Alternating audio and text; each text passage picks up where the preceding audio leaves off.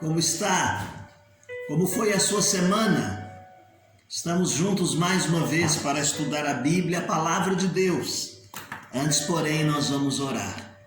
Abençoa-nos, Deus, Pai querido, no estudo da Tua Palavra, que ela possa confortar os nossos corações, orientar-nos na direção correta que devemos seguir para cumprir a Tua vontade. É a oração que fazemos no nome de Jesus. Amém. Muito bem, meus queridos irmãos, nós estamos estudando as cartas escritas por João.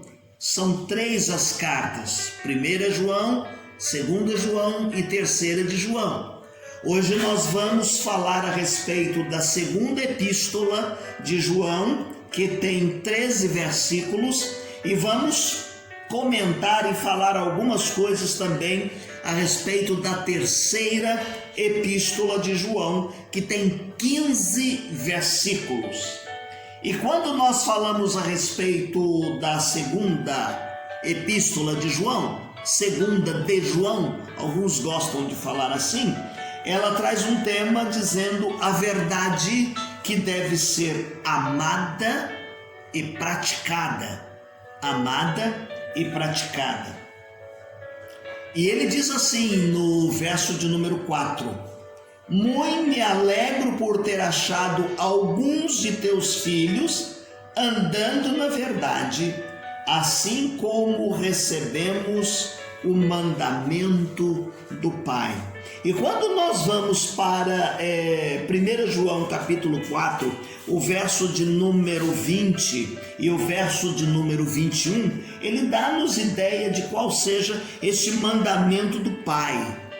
Por exemplo, 1 João 4:20, se alguém diz, eu amo a Deus e aborrece a seu irmão, é mentiroso, pois quem não ama o seu irmão, o qual viu, como pode amar a Deus, a quem não viu?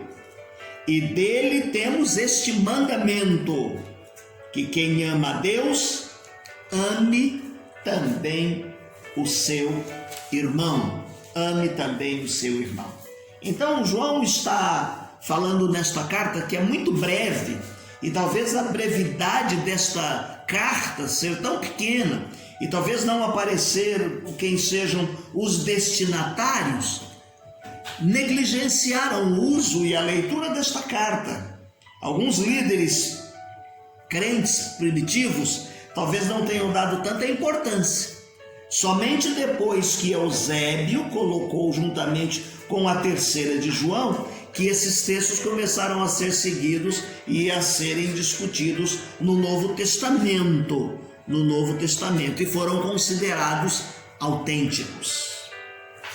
O autor aqui, ele se autodenomina de ancião. Muitos consideram que esse título seja uma forma afetiva pelo qual o apóstolo João era conhecido. Há uma semelhança, então, entre estas epístolas, entre a primeira, a segunda e a terceira epístola, e também o quarto evangelho, como já dissemos, por causa do estilo, do vocabulário, da maneira em que o autor se expressa. Quando nós olhamos a primeira de João, capítulo 4, de 1 a 3, nós vemos aí que aparece a expressão atribuída a João, e nós vamos trazer a ideia de que ela tenha sido escrita ali pelos meados da década de 90. Então, olhando o escrito da primeira, coloca-se também a data aproximada da segunda epístola.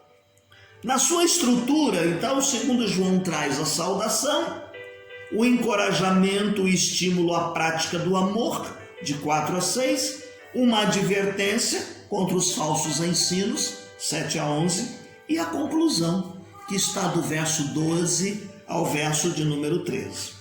Então, como dissemos nesta saudação, nesta introdução do verso 1 ao verso de número 3, aparece então o termo ancião. Há uma referência também como sendo um título de um oficial da igreja.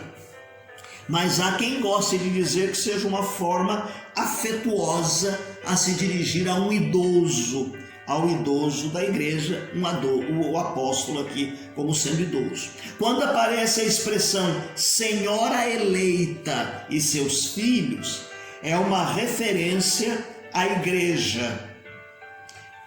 João vai mencionar várias vezes a palavra verdade nesta introdução. A segunda coisa que nós vemos aqui é o encorajamento e estímulo à prática do amor cristão. Está no verso 4 ao verso de número 6.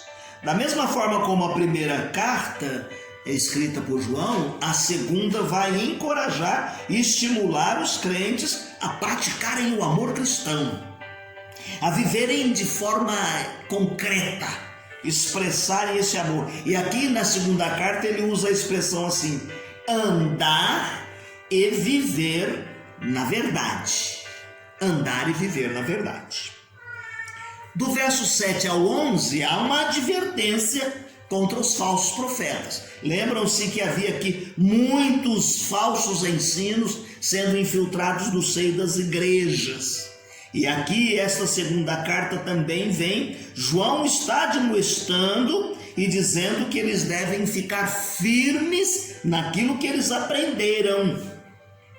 E a chave para se julgar o falso, nesse texto aqui de João, é prestar atenção se o ensino que está sendo dado vai além do ensino dado por Jesus Cristo. O ensino dado por Jesus Cristo deve ser praticado e nós devemos permanecer nele. As Escrituras estão completas. Está escrito na palavra, está escrito nas Escrituras e elas são completamente suficientes para trazer ensino. Cuidado com nova revelação. O apóstolo Paulo, numa outra carta, ele diz que sejam considerados anátemas aqueles que vêm com uma nova revelação. E nós podemos até comparar os ensinos e questioná-los, mas à luz dos ensinos da palavra de Deus que foi recebida e nos foi dada. E aí a segunda de João aparece com a conclusão do verso 12 ao verso de número 13, e mais uma vez ele vai trazer nessa saudação: filhos da tua irmã. Se na primeira ele fala a respeito da igreja como sendo a senhora eleita e seus filhos, a igreja, os seus membros, aqui quando ele usa a expressão filha da sua irmã, subentende-se ele está querendo se referir a uma outra igreja que provavelmente o apóstolo estivesse frequentando. Aí nós chegamos na terceira de João. E o tema que esta carta nos traz é a importância de um bom testemunho na igreja. E o versículo-chave é o de número 3. Porque muito me alegrarei quando os irmãos vierem e testificaram da tua verdade, como tu andas na verdade. Também uma carta situada e escrita aqui nos meados do ano 90. Aparece nela também o termo ancião, assim como na segunda carta que nós já comentamos agora anteriormente. Ambas as cartas estão e trazem referência à expressão andar na verdade. Andar na verdade. Como é a estrutura de 3 João? A saudação, que está no verso de número 1, elogios à hospitalidade de Gaio, do verso 2 ao 8, condenação da rebeldia de Diótrefes, verso 9 ao 11, e planos de uma visita futura, nos versos 2 e 14. 2 e 14. Então, falando do conteúdo desta terceira carta, a saudação. No verso número 1, ele vai saudar Gaio. E nesta saudação ele expressa afeto por ele. Veja dos versos de número 2 ao verso de número 8, há elogios à hospitalidade de Gaio. E aqui nós temos dar ênfase à hospitalidade como sendo uma prática necessária no começo da igreja cristã.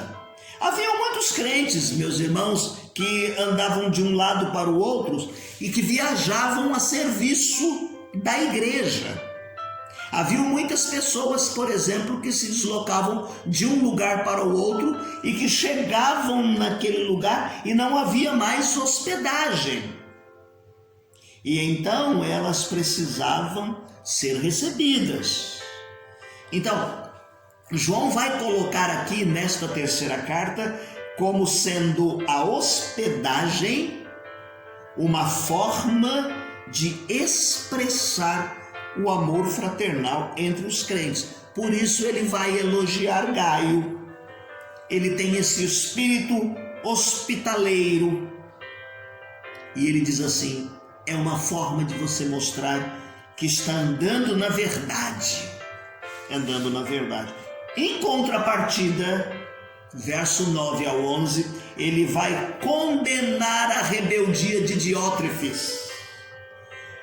Esse Teófilo é um tipo de líder concentrador. Ele é um líder ciumento. Ele tem ciúme da sua liderança, que as pessoas atravessem no seu caminho. Ele boicota até a comunicação do apóstolo quando ele se dirige à igreja. Quando o apóstolo manda alguma comunicação à igreja.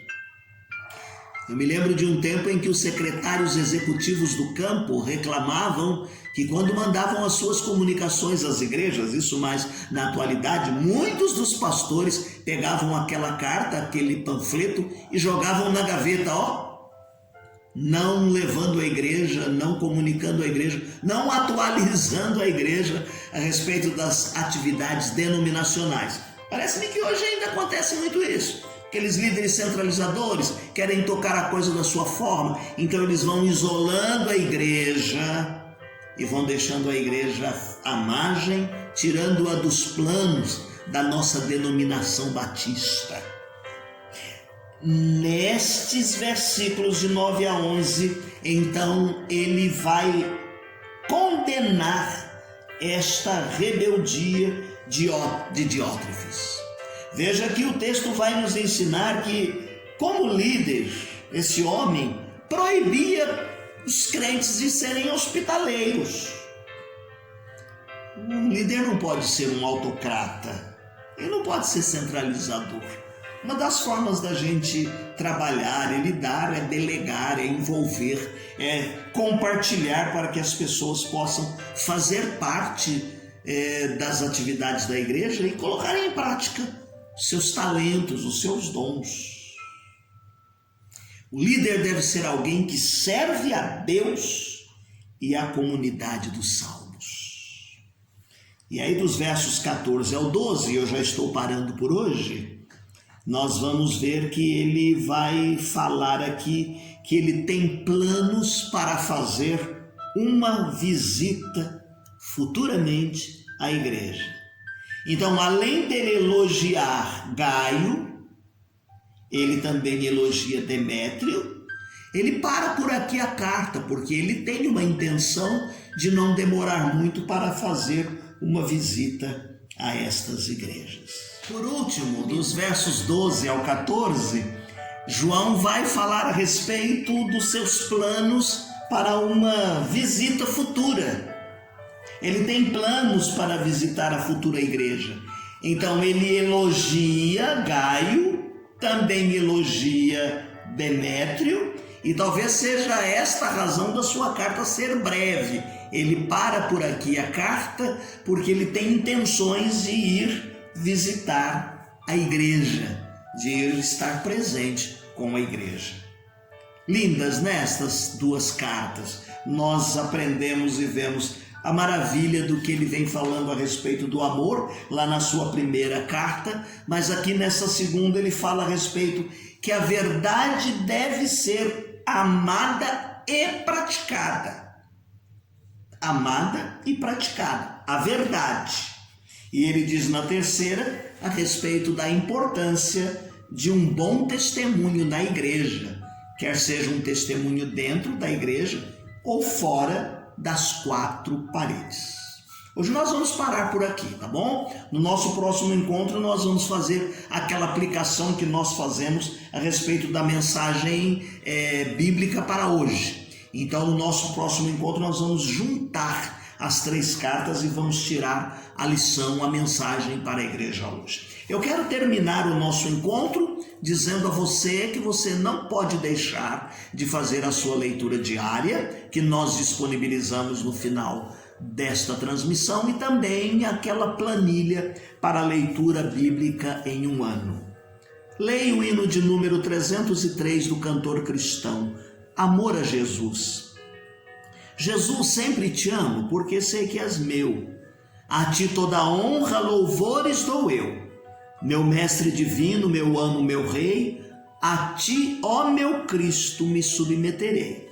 Eu te amo porque tu morreste por mim, eu te amo porque teu amor não tem fim. Em ti confiança para sempre terei, a ti, ó meu Cristo, me submeterei. Eu te amo na vida, na morte também, sempre hei de louvar-te na glória de além. Agora e para sempre, por ti viverei, a ti, ó meu Cristo, me submeterei. Que Deus te abençoe. Tenha uma semana feliz e abençoada.